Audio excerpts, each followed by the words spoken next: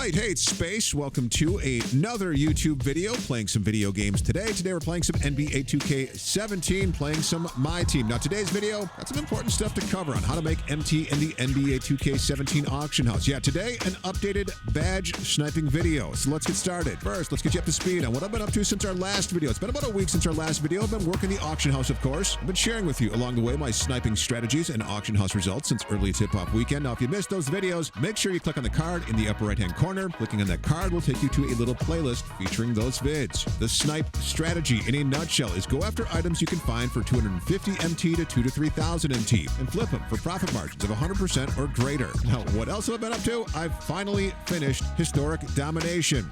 The last two games were ridiculous. Anyone that says these games are easy, well, they're a challenge. Here's a look at the budget squad that I ran to get that job done. Notice the dynamic duos. Love these duos. So cool. Plan on talking more about these duos throughout the season. Now, the card that I picked up, I went with 94 overall Diamond Ben Wallace. Why Ben Wallace? Love the card's ratings for athleticism, defense, and rebounding. The card is in a class of its own. Does the card have flaws? Yes, absolutely. Big picture, he was the best choice for my projected future lineup. That's what I've been working on lately. Working on that projected future lineup. My plan? Step 1, earn as much frickin' MT as I can. Got that accomplished. And step 2, stay the heck away from these historic set team reward cards. Are they nice cards? Yes, absolutely. But I've been pretty vocal on how I do not like how the cards are locked into the set, and I do not like how the reward cards cannot be put up in auction. I have picked up some cards along the way in the auction house here and there. Some early season favorites that I've kept around: Emerald Tracy McGrady, Jason Richardson. Also still really like Sapphire Josh Smith. And most recently added dynamic duo high flyer Andre Iguodala and handles Allen Iverson. Digging this duo. But really, my master plan was to go after collection reward cards. Yeah, why? Well, this season the reward cards are really nice. And the card I really wanted to add was that Diamond Grant Hill and the Cards Hall of Fame poster badge. So with the MT I collected working the auction house, my plan was to snipe my way to 1,600 cards. And having domination and historic domination done, I had a pretty good start. And then my plan was, once I got to Grant Hill, I would sell off all these garbage player cards and collectibles that I purchased to get to 1,600 cards. Yeah, basically get my MT back. A rent-a-card program, if you will. So the end result, I would have this beastly collection rewards lineup and still have a stack of MT to work with after selling all these cards back. Now, getting to 1,600 cards and on a budget, not easy. Yeah, getting to 1,400 cards and picking up that rewards Kiki, oh, that was a breeze compared to getting to that next tier, that next step up. Yeah, that 200 card bump was absolutely ridiculous. Now, the trick was using a vid I found from a solid 2K community member. Here's where you can find him on Twitter. Yeah, give Seth a follow and send him a nice tweet saying Space and Party Pete sent you. Now, on his page, he's got pinned a link to a video that he created which shows every single collectible item available in the NBA 2K17 collection.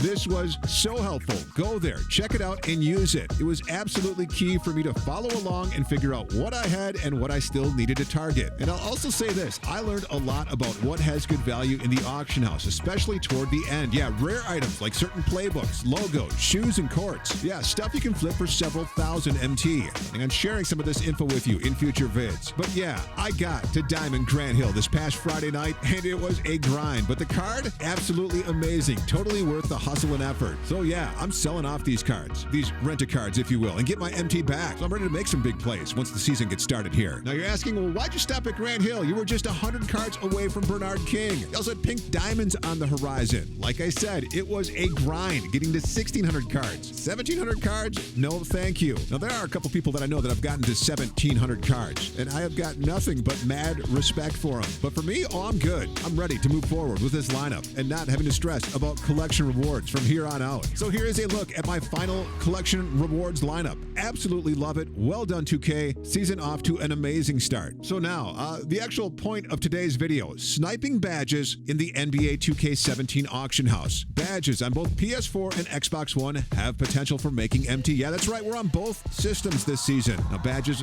this season versus last season, a little different. Yeah, one, starting out, a lot of the player cards can only be equipped with so many badges. So elite badges definitely have higher value, but that means lower tier badges have little or no value. Also, finding badges this season, you can now finally filter by specific badge type. Yeah, last season was great because you couldn't do that. The average 2K baller didn't know the value of the badges they were pulling from packs. Oh, and we'd find them and we'd flip them for them for big profits. Yeah, we got away with pricing them a little higher. This season, badge pricing definitely more transparent, making it more competitive competitive. Yeah, this season is great if you're shopping for badges to equip your player card with. Not so great for us because this competition is cutting into our profit margin, but that's okay. There is still potential for flipping badges, and you'll see that in our auction house results. The key is, like we've said all along, hit up the auction house on days when new content is released. People are still throwing badges away because either they're too lazy to look up the value or because they want their MT right now and they'll undercut. The trick to finding badges, there are two ways that I like to snipe them. One, just set your buy now for 250 to 350 MT. Spam that refresh, scrolling to the right, and looking for that newest batch of badges posted with end auction times of 3 hours and 45 minutes and 4 hours. Or two, just filtering to the highest value badges and setting your buy now a little higher. I'll set it for 1500 to 2000 MT. What badges have the most value? Well, here is our list from top to bottom. Now, the highest value badges are Defensive Stopper, Deep Range Deadeye, Limitless Range. You should be able to flip these badges for around 3000 MT or more. Next badges that are in that kind of 2000 to 3000 MT price range are Tireless Scorer, Catch and Shoot, Relentless Finisher,